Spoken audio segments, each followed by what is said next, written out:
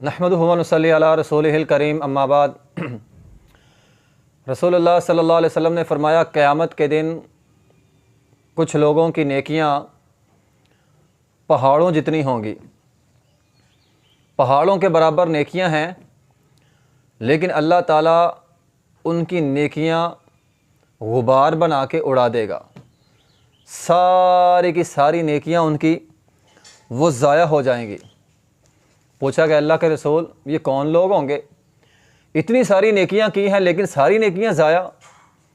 نبی علیہ الصلوۃ والسلام نے فرمایا ہاں، ساری نیکیاں ضائع ہیں۔ گناہ کیا ہے؟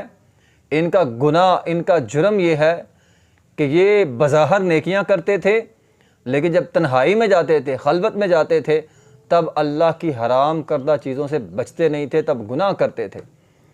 تو ان کے تنہائی کے گناہ نے ان کی پہاڑ جیسی نیکیاں جو ہیں وہ